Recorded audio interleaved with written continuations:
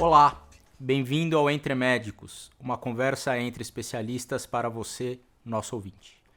Eu sou o Silvio Regi, clínico geral e cardiologista, e hoje falaremos sobre dor crônica. Entre as 4 condições de saúde que mais causam incapacidade no mundo, 3 estão relacionadas às dores crônicas: a dor lombar, a dor musculoesquelética e a dor cervical. Segundo os dados do CDC americano, até 40% das pessoas sofrerão com dor crônica ao longo da vida. Para conversar sobre esse tema, trago ao podcast Entre Médicos o Dr. André Mansano, médico especialista em dor crônica, membro do Comitê de Educação do World Institute of Pain e com pós-doutorado pelo HC da Faculdade de Medicina da USP. Olá, André, tudo bem? Olá, Silvio, tudo bem? Obrigado pelo convite e parabéns pelo projeto, sensacional. Obrigado por ter aceitado esse convite, é um prazer te receber aqui. André, todos nós sabemos o que é dor, todos nós já sofremos com dor na vida. Mas geralmente é uma dor que dura alguns minutos, talvez algumas horas, a gente toma um analgésico e melhora. Como é que a gente diferencia o diagnóstico de dor aguda, essa que dura um pouquinho, para uma dor crônica? Qual é a diferença de uma para outra? Esse é um excelente ponto de partida e precisa ficar bem claro, né? O que é dor aguda, essa dor que dura minutos, horas ou dias, e o que é a dor crônica, que por definição é a dor que vai durar mais do que 3 meses em um ano. A primeira diferença é a função dessa dor. A dor aguda, a dor curta, que dura pouco, ela tem uma função protetiva. Ela serve para gerar um comportamento protetor em nós, em qualquer ser humano ou qualquer animal. Então, exemplo clássico. Eu machuquei minha mão, coloquei no fogo, doeu, eu vou fazer o quê? Tirar a mão do fogo e, além disso, eu vou evitar que qualquer coisa machuque ainda mais essa mão. Então, gera esse comportamento protetor extremamente útil e fundamental para a nossa sobrevivência. A dor crônica, que é a dor que dura mais do que 3 meses no ano, e por que 3 meses? Porque em 3 meses, todo e qualquer tecido do nosso corpo já cicatrizou. Então, se ela durou mais do que 3 meses, ela já tem um mecanismo que está perpetuando ela. Não serve mais para nada, não tem mais esse fator protetivo. Ela só causa sofrimento. Então, esse é a primeira definição que tem que ficar bastante clara, né? A definição de dor crônica e dor aguda. Quer dizer, então, que a definição de dor crônica é uma definição de tempo. Ao longo do período de um ano, se você tem uma dor que dura mais que 3 meses, nós podemos classificá-la como uma dor crônica. É isso. Infelizmente, é uma definição de tempo, porque nós não temos uma definição melhor. O ideal seria que conseguíssemos documentar algumas alterações no próprio sistema que percebe a dor, que caracterizam a dor crônica. Então, por exemplo, para a gente sentir a dor, o estímulo doloroso ele sai da área que foi machucada, por exemplo, da perna, ele caminha por um nervo até a medula, da medula vai até o cérebro, onde nós sentimos a dor. É assim que ela funciona. E depois, inclusive, há uma via que sai do cérebro de volta, diminuindo a dor. É mais ou menos assim. O cérebro interpreta: ok, Silvio, você está com dor na perna, eu tirei sua perna dali, agora você pode relaxar, eu vou fazer doer menos. É uma chavinha que desliga um pouco a dor. A dor crônica, ela já causa uma disfunção nessa via que percebe a dor e que desliga a dor. Se conseguíssemos documentar isso no consultório, seria o ideal. Porque provavelmente alguns pacientes já têm essa alteração antes de 3 meses. Alguns vão ter depois de 3 meses. Mas, a rigor, a nossa definição de dor crônica, mais aceita pela Organização de Dor, seria dores acima de 3 meses. Então, você está comentando um critério que é temporal e eu estou entendendo o seguinte, que a dor crônica, né, diferentemente da dor aguda, é quando ela passa a ser o problema. Ou seja, na dor aguda você tem um problema levando a essa dor. Né? Você citou no caso do ferimento, por exemplo. Então você tem um o ferimento leva à dor. Mas quando a gente está falando de dor crônica, né, você não precisa mais do estímulo doloroso. Ela é um problema por si só, né, que você está usando o critério temporal, porque no consultório é mais difícil, ou talvez até impossível, da gente identificar, né, os fatores que estão envolvidos com o desenvolvimento de dor crônica. Quais são os sinais, né, para o paciente de que ele está diante de um quadro de dor crônica? É só o tempo mesmo? Ou existem outras maneiras dele perceber que ele está caminhando de um quadro de dor aguda, que provavelmente vai se resolver, ou está ele está diante de um quadro de dor crônica? Quais são os sinais, os alertas? Excelente pergunta. Quando o estímulo doloroso é visível, né? Ou, por exemplo, uma cirurgia, um trauma, uma fratura, fica muito mais fácil. Muito mais fácil. Porque a gente consegue documentar a cicatrização daquilo, cicatrizado uma vez, mantém dor, está bem claro que a dor se tornou crônica. Né? Quando o estímulo não é visível, né? Por exemplo, uma dor lombar, né? Muitas vezes o estímulo não é visível. É uma alteração ou em uma articulação da vértebra da coluna, ou uma hernia de disco, ou uma degeneração do disco. A gente não está olhando para aquilo o dia todo. Então fica um pouquinho mais difícil de traçarmos esse limite. E aí a gente fica, de fato, com o limite do tempo. Passou de 3 meses, é considerado dor crônica, mas faço mais uma definição aqui para não confundir. Dor crônica não significa dor intratável. Porque muitos pacientes, quando ouvem você tem dor crônica, ele fica totalmente desesperançoso, ou seja, essa dor é para sempre. Isso não é verdade.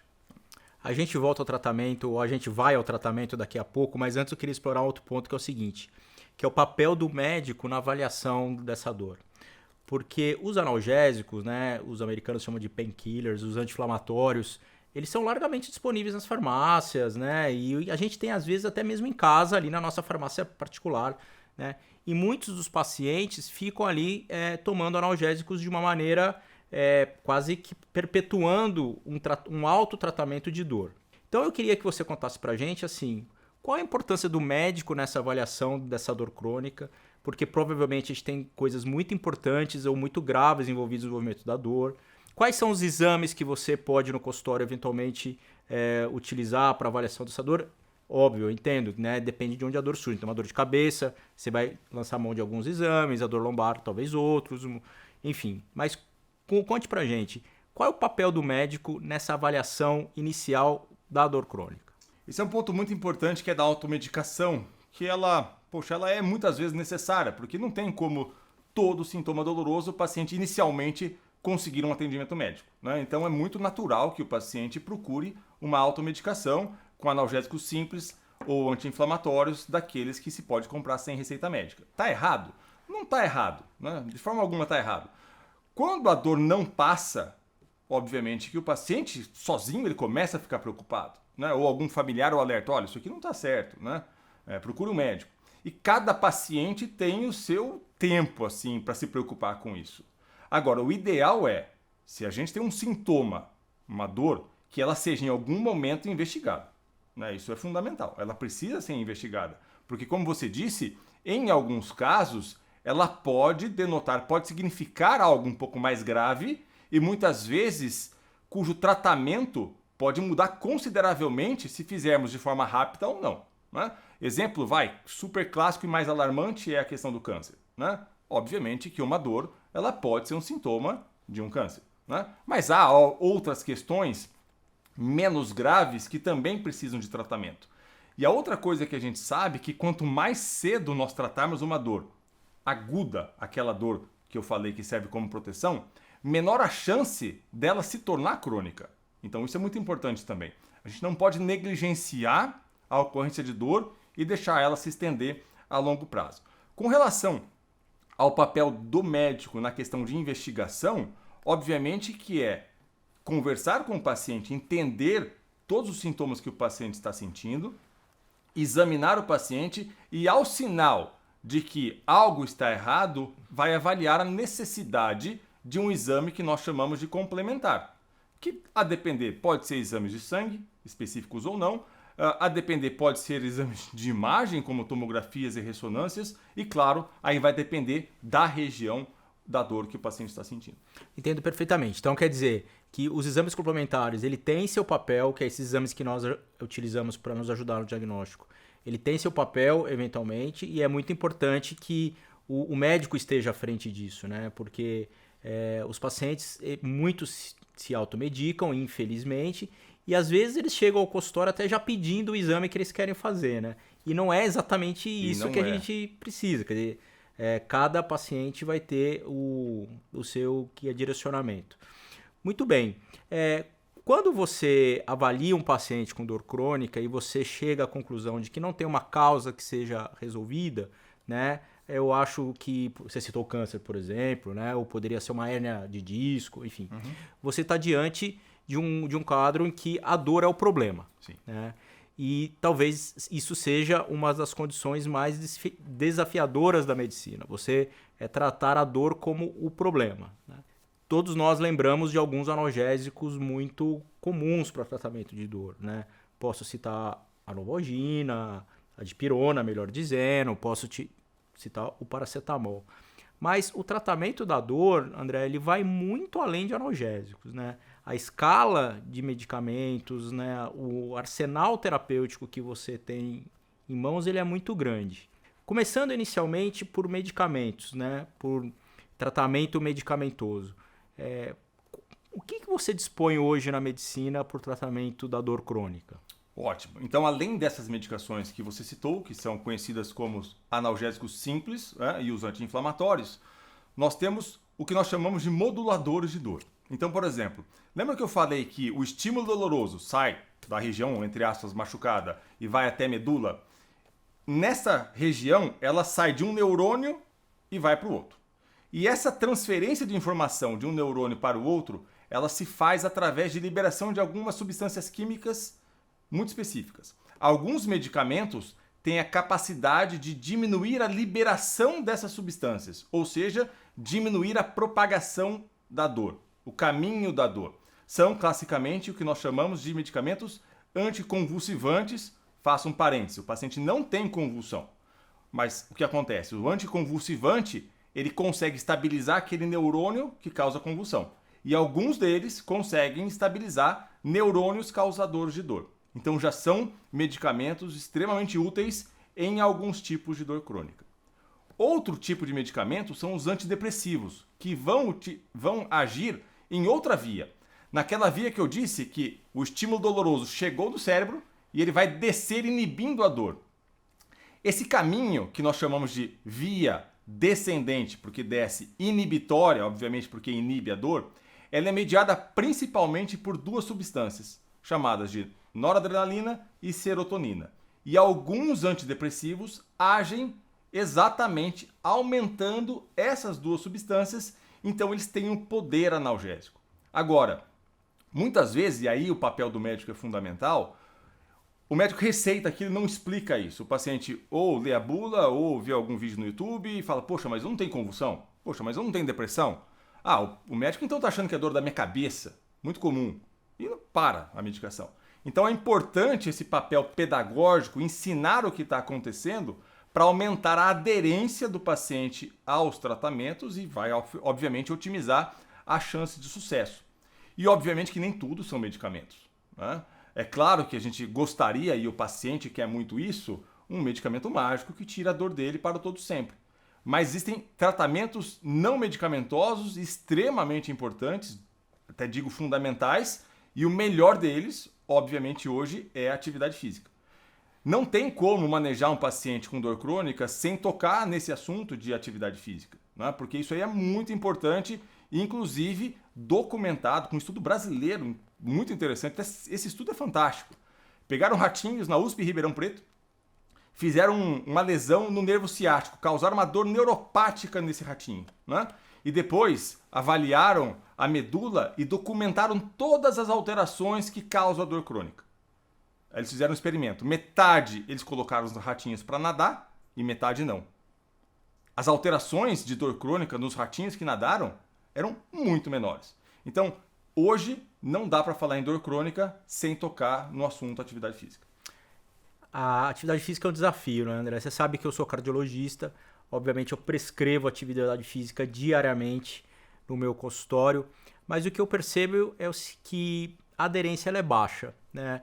No final, assim, apesar de todos os pacientes saberem, né, da importância da atividade física, né, e tem até aqueles que começam a fazer e continuam fazendo ao longo do tempo, mas o que eu percebo é que a maioria ou não começa, ou tem ali uma empolgação inicial e depois isso acaba ficando pelo caminho e a grande maioria não faz atividade física. É fato. Eu fico imaginando num paciente que é portador de dor. Quer dizer, se para o paciente, que o meu paciente, que no caso que é o paciente cardiológico, não tem dor, já é difícil implementar a atividade física, fico imaginando o desafio que isso é para você, que estimular a atividade física para um paciente que tem dor. E, Super eventualmente, inicialmente, ele pode ter mais dor durante a atividade física. Quer dizer, convencê-lo de que isso vai melhorar ao longo do tempo.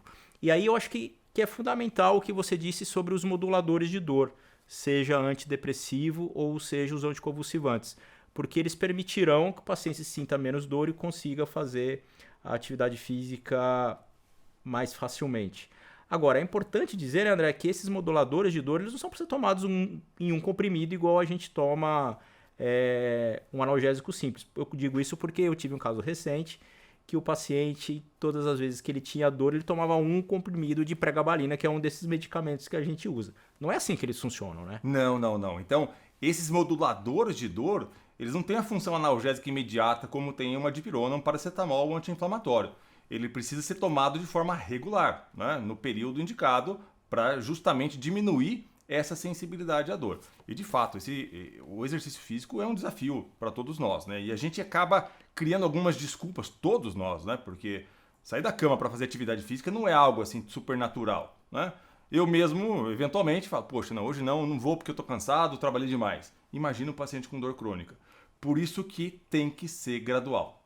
Não pode começar muito firme, porque senão piora a dor do paciente e ele vai achar que aquilo é pior para ele. Agora, um tema que eu queria explorar, André, é o seguinte. Eventualmente, talvez seja possível a gente evitar que a dor crônica se instale.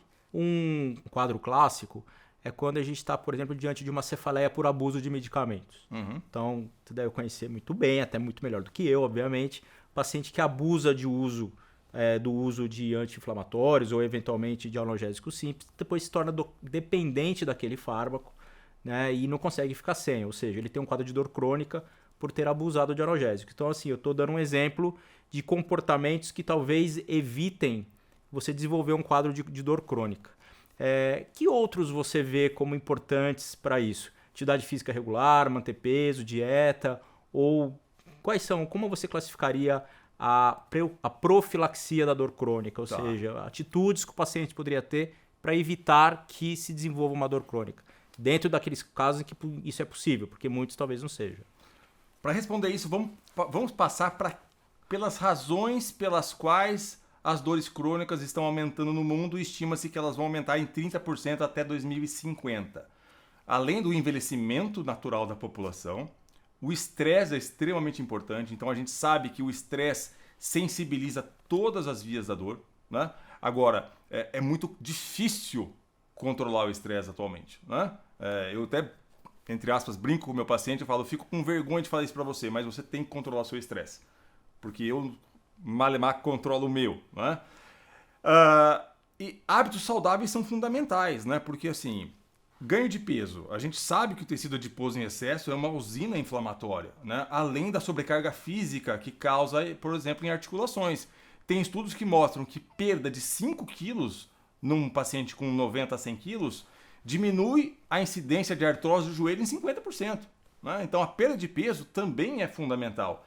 A alimentação saudável, com menos alimentos processados, também é. Porque tudo isso vai aumentar os problemas relacionados a dores crônicas. Então, exemplo clássico. Come-se mal, faz pouca atividade física, aumenta a diabetes, pode ter uma neuropatia diabética. Por exemplo. Né? Então, tudo isso vai aumentando e cercando e fornecendo mais dados para ter dor crônica. Né? Ou, por exemplo, come-se mal, não faz atividade física, tem um câncer, que pode dar dor crônica. Né? Então, tudo isso vai minando e vai dentro da dor crônica. Então, esses hábitos saudáveis são fundamentais. Eu volto a bater na mesma tecla. Se for escolher é atividade física. Nós, no consultório de cardiologia, nos últimos anos, a gente tem se preocupado muito com o sono. Bem lembrado. Sono é uma coisa que eu acho que é um dos pilares que tem que fazer parte da consulta do bom cardiologista. A gente explora a atividade física, a gente explora a alimentação, né, evitando os ultraprocessados, e aí as consequências da atividade física e dos ultraprocessados, de não se fazer atividade física e os ultraprocessados, que é peso, diabetes, hipertensão, tudo isso. né? Mais recentemente a gente tem batido muito na tecla do sono, quer dizer, tinha um professor meu, ele ainda é vivo, eu digo tinha porque ele não dá mais aulas para mim, ele, acho que na primeira aula sobre sono que eu tive na faculdade, lá no final dos anos 90, a frase dele foi o seguinte: olha, se a gente precisa dormir 8 horas por dia, é porque alguma coisa importante acontece, né?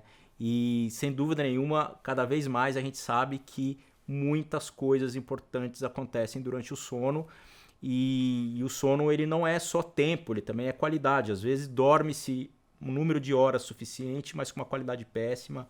Às vezes a qualidade é boa, mas o sono é curto, né? E eu acredito fortemente que muito desse estresse que a gente vive, esse estado de essa ansiedade crônica que muitas das pessoas têm, está relacionado com sono de má qualidade, né? Não só privação de tempo, mas privação de qualidade do sono. O sono tem um papel na dor crônica, no desenvolvimento e naqueles que já têm dor crônica?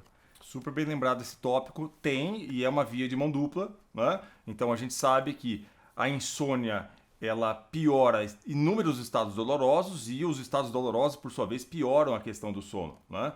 Então, fazer esse tratamento comportamental do sono ou eventualmente medicamentoso, ele é bastante importante. Inclusive, nós utilizamos alguns efeitos colaterais de alguns medicamentos em benefício do paciente. Então, por exemplo, se eu tenho um paciente com dor crônica, eu tenho, por exemplo, 2 antidepressivos muito usados para dor crônica. Um chama-se duloxetina, outro chama-se amitriptilina.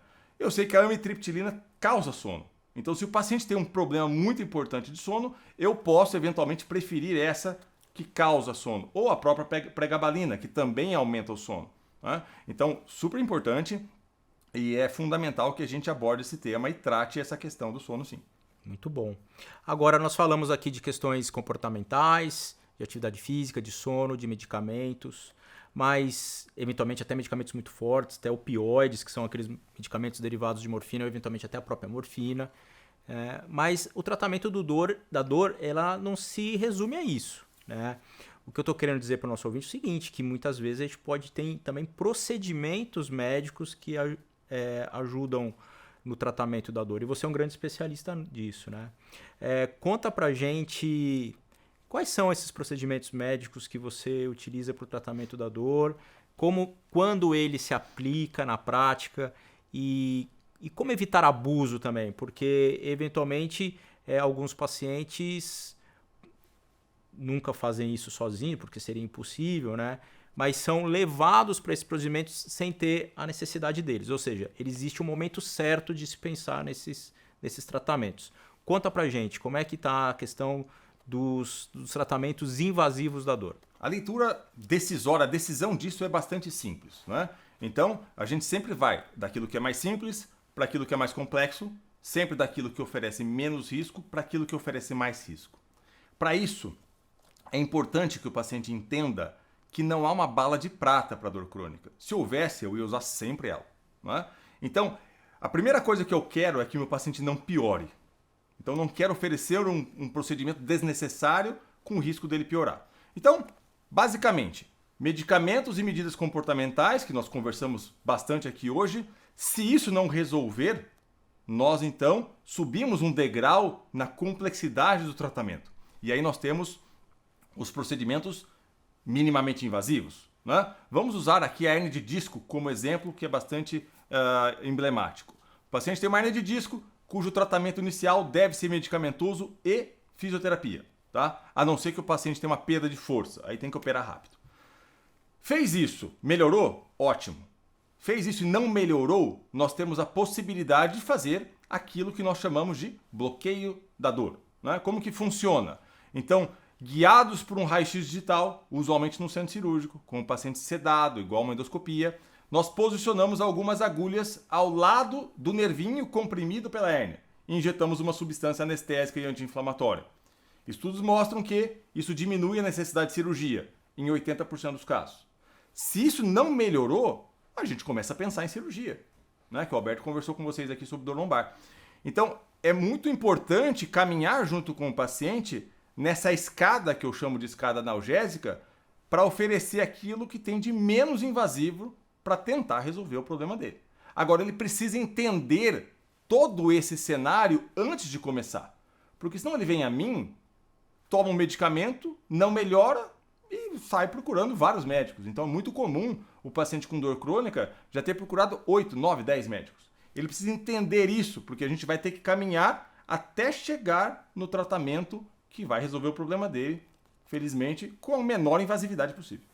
Quer dizer, é uma caminhada de médico e paciente que acontece juntos e é preciso que a confiança se estabeleça, Sim. porque eventualmente você pode usar um tratamento que inicialmente não foi suficiente, né? E isso não faz de você um médico ruim, necessariamente. Muito pelo contrário. Quer dizer, seria se você tivesse começado pelo fim. E eu gosto muito, porque eu recebo o paciente que não deu certo o tratamento, né? Eu gosto muito de falar para o paciente, olha, se você tivesse vindo aqui antes, eu teria feito a mesma coisa, né? Então eu estou usando o insucesso desse tratamento para decidir o nosso próximo. Mas a conduta foi correta. Isso é muito importante, né? Isso é muito importante. Mas assim, a gente falou de bastante coisa aqui. Então, assim, eu estou bastante otimista em dizer o seguinte para o paciente. Que se você é um sofredor de dor crônica, se você é um paciente que sofre de dor crônica, a medicina tem muita coisa para te oferecer, né? Você comentou isso inicialmente, mas eu quero reforçar isso agora. Quer dizer, longe disso ser uma coisa para a vida, quer dizer, dá para tratar, né? Alguns pacientes talvez precisem de tratamento por mais tempo, mas dá para resolver o problema de muita gente, não dá, né? Dá para ajudar muita gente mesmo. Agora, é preciso fazer o tratamento completo, né? Então o paciente também tem que fazer a parte dele. Tem que fazer a parte dele. Você falou que em 2050, você comentou algum dado de 2050? Vai subir a incidência de dor crônica em 30%, bastante às custas de Ásia e África. Ásia e África. Quer dizer, por que isso? O que está acontecendo com a gente que a gente está tendo tanta dor?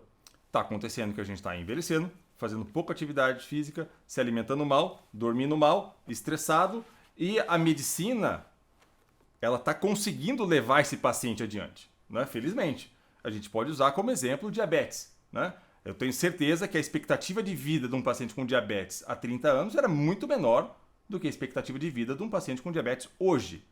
Mas ele mantém aquela glicemia mais ou menos controlada, invariavelmente ele vai, em 40% das vezes, evoluir com uma neuropatia diabética, né? Então tudo isso está culminando com o aumento da incidência de dor crônica. Quer dizer, o envelhecimento da população, da idade média e o aumento da expectativa de vida, você vê aí como um ponto central do aumento da incidência de dor crônica, né? Foi isso que eu entendi, estou correto? Além dos fatores associados comportamentais que não são saudáveis, né? Exatamente, né? Então a gente vivendo mais tempo, né, vai ter mais chance, né, vai ter tempo de desenvolver uma dor crônica. Então a dor crônica é também uma doença relacionada ao envelhecimento.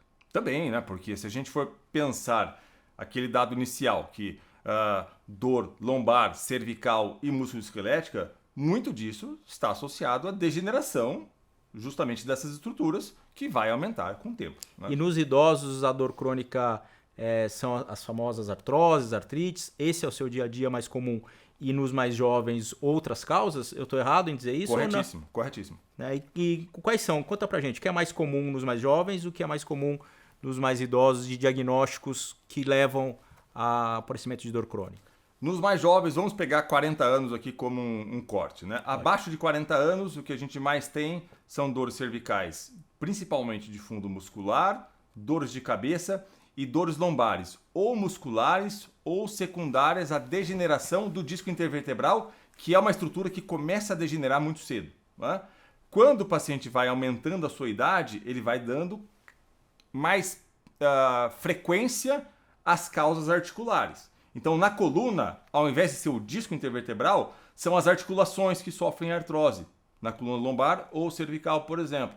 E claro que também vai aumentar a questão do câncer à medida que o tempo vai passando, né? Muito bem, André. Eu já gostaria de antecipadamente agradecer sua presença, mas ainda temos aqui algumas perguntas para te fazer. A primeira delas é o seguinte: diante desse aumento, né, que me parece que vai ser explosivo, vamos ver o que o tempo vai nos dizer da prevalência, né? O que a medicina do futuro vai trazer para a gente para o tratamento desses pacientes? Será que a gente vai falar só de prevenção ou de tudo aquilo que a gente falou de medicamento ou de intervenção tem mais coisa para vir por aí? O que você tem visto nos congressos? O que você tem lido nos artigos científicos? O que o futuro nos reserva para tratamento de dor crônica? Além da prevenção, que aí a gente depende muito de política de saúde pública, né? Quando a gente fala de tratamento disso, a minha maior esperança, e aí é um termo muito específico, que nós chamamos de células da glia, né? Eu explico para vocês. O que acontece? Nós temos os neurônios que carregam as informações dolorosas, tato, que faz a gente mexer a perna e tudo mais. Envolve os neurônios algumas outras células que antigamente se achava que aquilo só dava um suporte para os neurônios. São células chamadas células da glia. Termo técnico, ok. Essas células, elas são multiplicadas em processos dolorosos, né? Então, na minha opinião, o que vem por aí são moduladores exatamente dessas células que antigamente se acreditava que não tinha muita função, mas que a gente sabe que tem muita função, em especial nos processos dolorosos.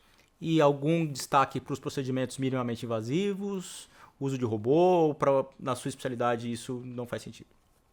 O robô em si, por enquanto, não faz muito sentido na nossa especialidade, né? Minimamente invasiva.